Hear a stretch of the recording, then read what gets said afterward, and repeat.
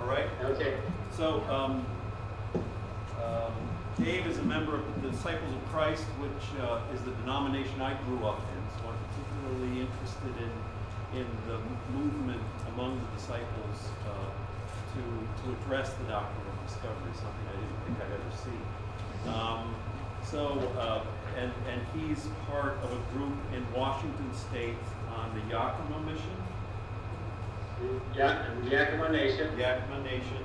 And it's Yes. been there a long time, and then it occurred to them that they needed to address this issue, and it just last year Right. it was passed through the General Assembly. And so I'll just let you speak more about it. Thank you for phoning in. Now I should say too, his daughter is currently in labor. And so, or do you have a grandchild yet? We have a grandchild.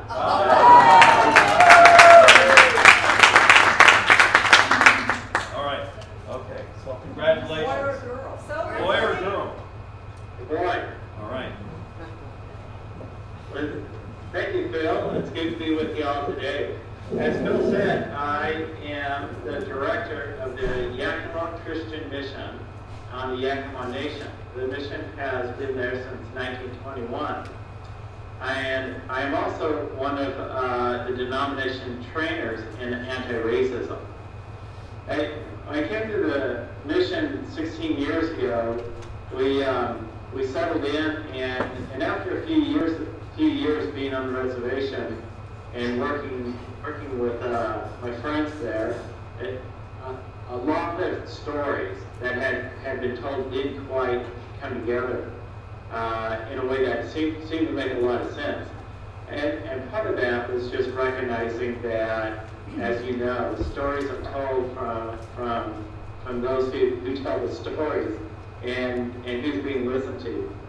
So a lot of listening went on over the years, and a fair amount of research as I started doing writing and speaking around the country.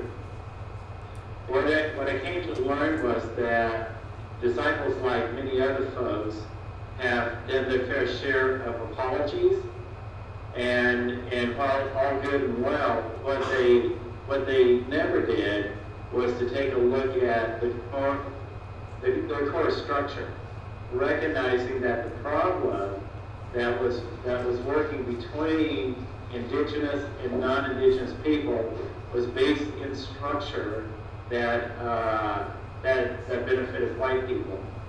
So I kept working on this, and of course, like many of us, the trick was came together in 2009 with the Episcopal repudiation.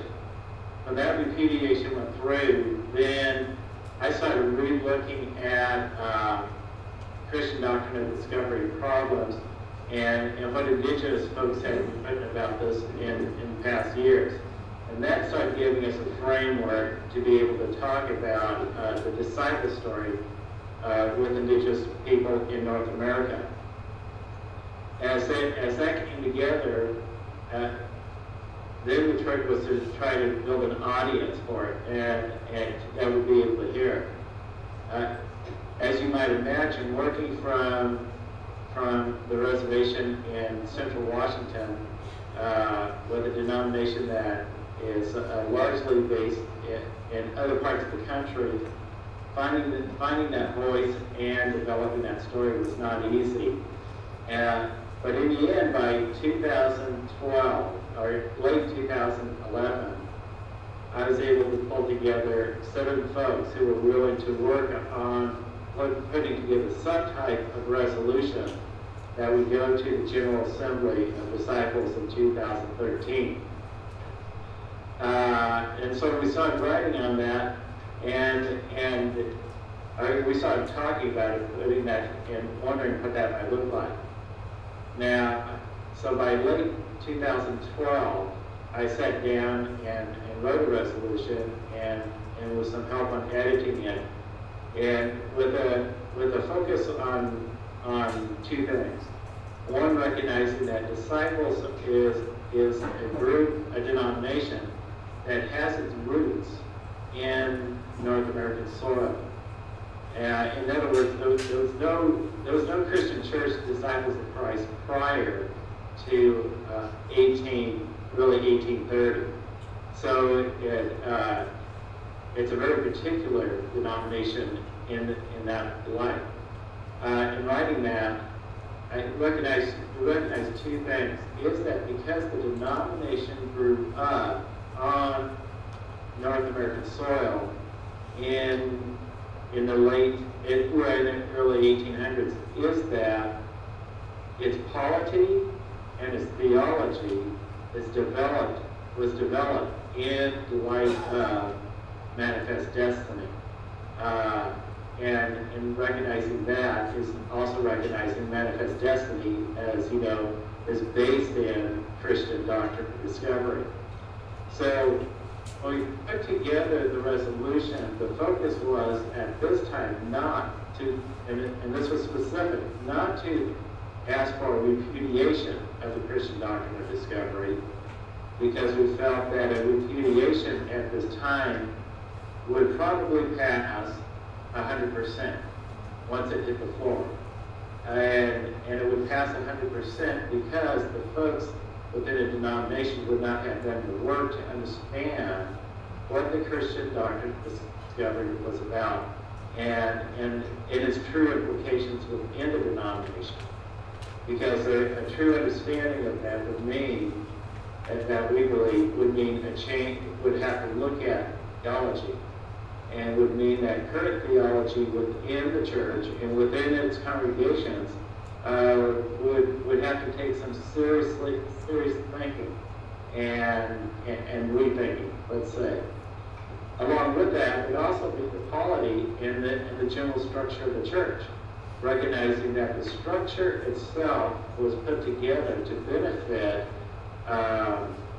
white folks and white congregations. Very specifically. So those two pieces were core to this. So what was written was a resolution that was for research and reflection over a 2-year period, with the idea that for 2 years, if passed, research would be done on this in the development of education and other resources and develop resources, with a 2-year period after that where congregations could deeply involve themselves in this work. By 2013, as Philip said, in 2013, last July, the denomination passed that resolution. And those who were there, that there was no dissenters in that. So the passage was in the same way that we would have thought that had we put a resolution up for repudiation, would have went through. And I think that told us that there was at least something successful there. At least we had understood who we were to some extent and how things go through. So we are currently in that phase. The folks who have put this together, with Passage, we've had a number of folks who have come on board that knew nothing about this before and had great doubts that the disciples would ever do anything with this. And that's to say that a number of indigenous folks have come on board with Landscape Mending to help us do this work. What we've done with Landscape Mending is one primary thing is to recognize that this is work that, while is very important, is recognize that we need both voices at the table. So our leadership is one that is co-leadership of one Indigenous person and one non-Indigenous person, recognizing that as we go out and speak about this, the simply to hear an Indigenous person, and then in certain times will not listen to the Indigenous person, but will turn around and listen to a non-Indigenous person. So the idea is to have co-leadership as we move on. Today, our focus is we have small groups, and this is small groups doing great, having 2 folks on these teams, but we're developing a piece of an area in education, folks who are focused on research, others who are working in publicity on how to get the story out there, and Les is developing events to bring people together. Now, one of those events, and we use the Episcopal model that I've attended in the past, and that is on the Winter Talk. And this last year we had a Winter Talk where we brought folks together in Tulsa, Oklahoma, and had two indigenous speakers there, Lisa Dillinger and Ron Gurley, who both brought great stories to the table and started helping us move along the line of asking the questions that we need to ask as we move ahead. And along with that is our greatest focus, more than anything else, is to do this work in an ecumenical way, recognizing we cannot bring this story, we cannot do this alone. Not only with the disciples themselves, but recognizing that even if disciples do a great job, it doesn't go anywhere if we're not doing that work with our partners across the country, especially our Christian partners who are doing the same work and recognizing that change needs to happen in the future. So that's the road that we're moving down. Our hope is in 2015 is that we have a fair amount of this put together and getting it out to our congregations and having a conversation for the next 2 years. And then our hope is that in 2017, at that time, we bring a resolution before the General Assembly that is a repudiation document. Honestly, we are figuring that if we are successful over the next 3 years, that repudiation document will come before the General Assembly, and we do not, and not to have passage that's unanimous. That recognizing that if we're successful and if people listen to us closely, recognizing that theology will have to change and that the structure of the denomination has to change. Obviously, not 100% of people are going to agree with that. So that's where we're heading, and of course we hope that the work is done is successful enough to have passage, but also successful enough not to have 100%.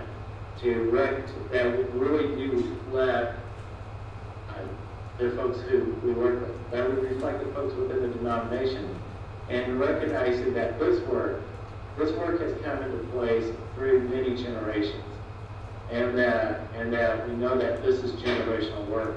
That within disciples and within North American Christian denominations as a whole, that we are at the beginning of a huge event, of a huge time that changes to its core. But this is not about us.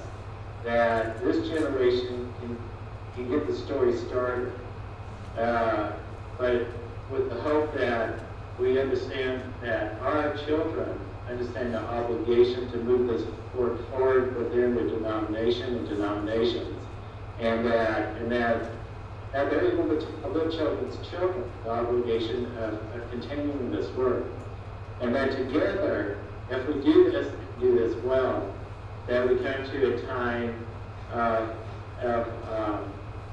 a restoration, let's say, of harmony and balance within the landscape in which we live, and pull that together in a way that really makes sense, that our landscape starts to mend and heal again.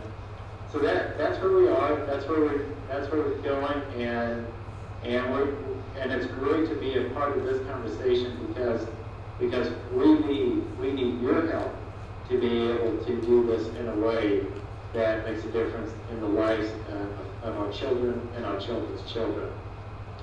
So thank you. And great to see you.